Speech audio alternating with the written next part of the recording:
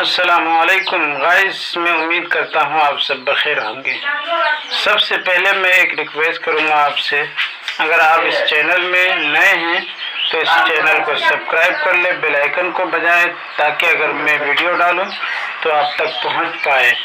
तो दोस्तों, ये वीडियो में हज़रत मौलाना अब्दुल्ला सालिम चतुर्वेदी का बयान है। बहुत ही मुख्तसर सा बयान है और बहुत ही ज़्यादा हम लोगों को इस बयान को समझना चाहिए। तुम्हारा दिलो दिमाग इन तमाम चीजों में चलता है, कोशिश करते हो, और तुम अगर ताकतवर हो, नेता हो, उद्योगपति हो, पावर तुम्हारे पास है, अच्छी बात है, लेकिन उसका सही इस्तेमाल करो, वरना अल्लाह तबारक व तआला कल क़यामत में, अल्लाह के नबी की हदीस है, लतुअद्दुन्नल हुकूक इला अहलिहा, यहां तक के बेसींग वाली बकरी अहादीस में मौजूद है।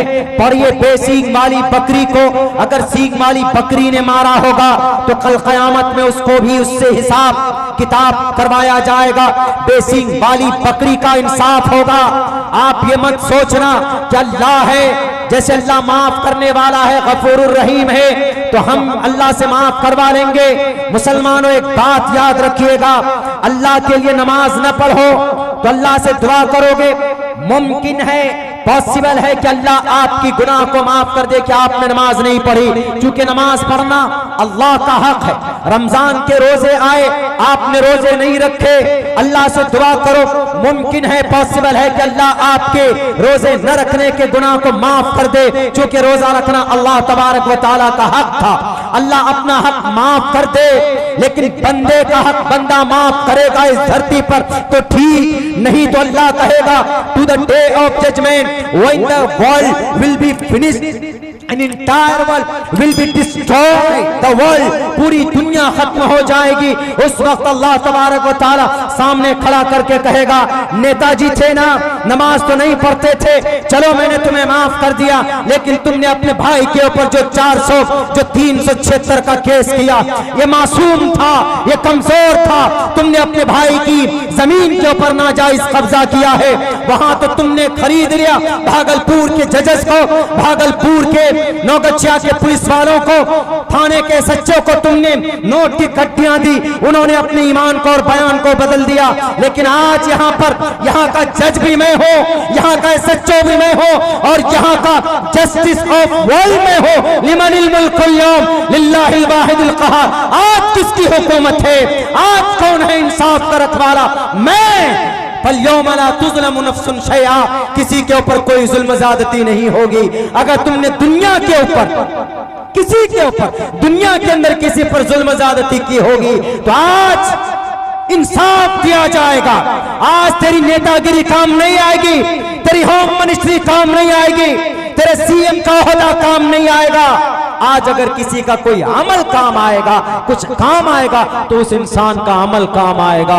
अगर किसी पर जुल्म ज़्यादती की, किसी को गाली दी, किसी को थप्पड़ मारा, तो अल्लाह तबारक व तआला कहेगा कि खड़ा कर दिया जाओ उसको। जिस जिसके हुकूक हैं बुलाए जाएंगे। मौलाना अब्दुल्ला बहुत तकरीर करके नेकियां कमाए, लेकिन मौलाना अब्दुल्ला ने किसी को गाली दी होगी, किसी को बुरा भला कहा होगा, तो अल्लाह कहेगा कि मौलाना अब्दुल्ला ने किन किन को गाली दी थी। सारे लोग खड़े कर दिए जाएंगे और कहेंगे मौलाना की एक एक नेकी इन लोगों को दो, इसलिए कि ये इनका हक है। मैंने तो अपना हक माफ कर दिया, लेकिन बंदे का हक बंदा माफ करे तो ठीक, नहीं माफ करेगा तो अल्लाह क़यामत में कान पकड़ कर दिलवाएगा। हमारी सारी नेकियां खत्म हो जाएंगी।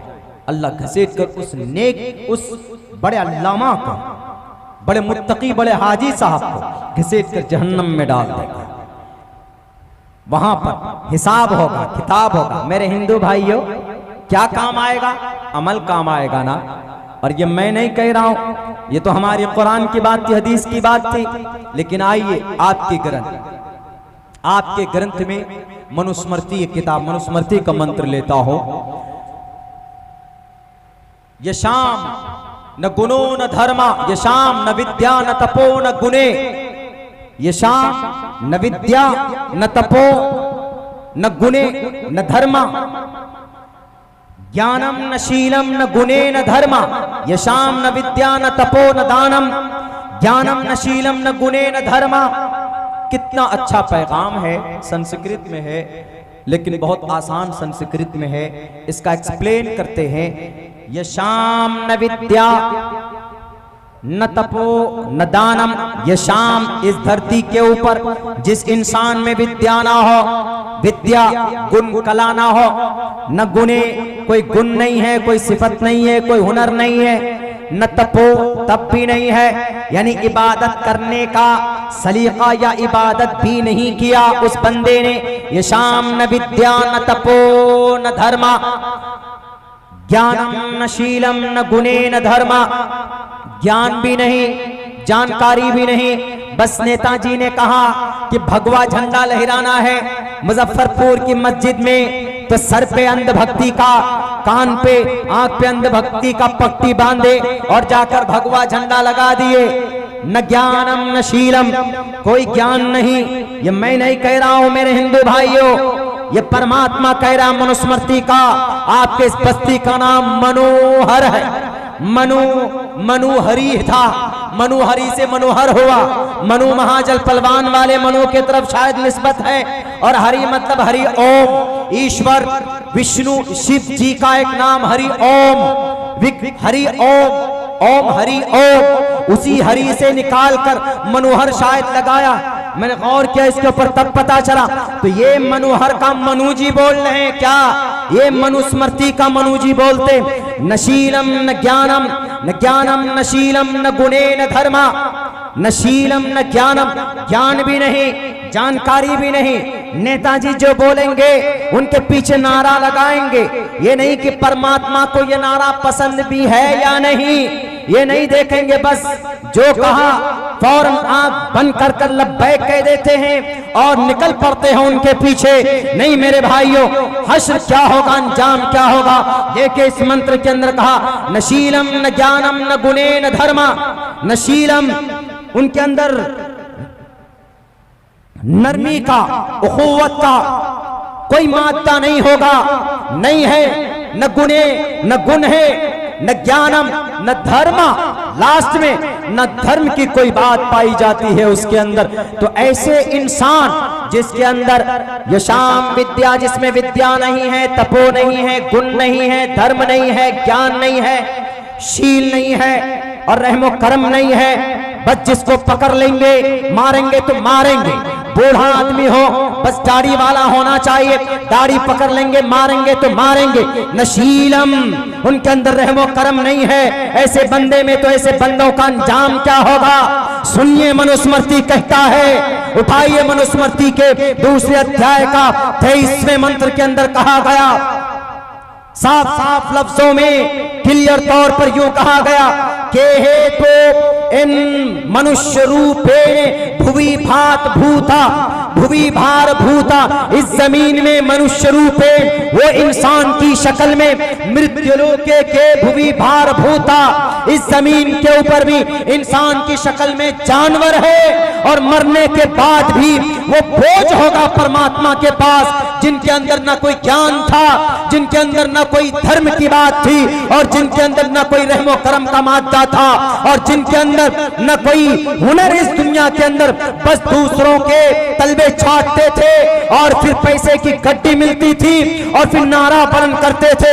हिम्मतनगर गुजरात जाना हुआ, हमने जाकर के पूछा, हिम्मतनगर गुजरात जिसके इलाके काफी मुतासिर हुए थे, सन 2002 के अंदर गाजर मूली की तरह काटा गया था मुस्लिम माइनॉरिटी को। हमने पूछा, वहां पर जलसा हुआ, गए तो हमने कहा कि इस इलाके के अंदर बहुत दंगा हुआ था, जरा बताओ हिम्मतनगर वालों के माजरा क्या था। उन्होंने कहा कि, हमने कहा कि आप बचे कैसे यहाँ पे? उन्होंने कहा कि मौलाना अब्दुल्ला, अगर हमारे बीच में हमारे गांव के हिंदू भाई नहीं होते तो हम आज जिंदा नहीं होते। हमने कहा क्यों? उन्होंने कहा कि जब दंगा हो रहा था, जब तलवार नजर आ रही थी, जब गोलियों की आवाज थी, जब चारों तरफ नालियों के अंदर खून बह रहे थे, सारे सड़कें पीले और रंगीन हो गए थे, रेड कलर से उनको ऐसा लग रहा था जैसे किसी ने खून से होली खेला, ऐसी नजर आ रही थी सारी बस्तियां, सारी सड़कें। हमने कहा आप कैसे बचे, आपका घर कैसे बचा? उन्होंने कहा कि पड़ोस में हमारे हिंदू भाई नहीं होते तो हम जिंदा नहीं होते। हमने कहा कैसे बचाया? कहा कि फ्रिज में डालकर हमारी जान उन्होंने बचाई, टॉयलेट बाथरूम में बंद करके उन्होंने हमारी इज्जत और आबरू बचाई। हमने कहा कि उन्होंने तो दंगा किया था। कहा नहीं, वो किराए के टट्टू थे, न गुणम न शीलम न देवा न गुणे न धर्मा।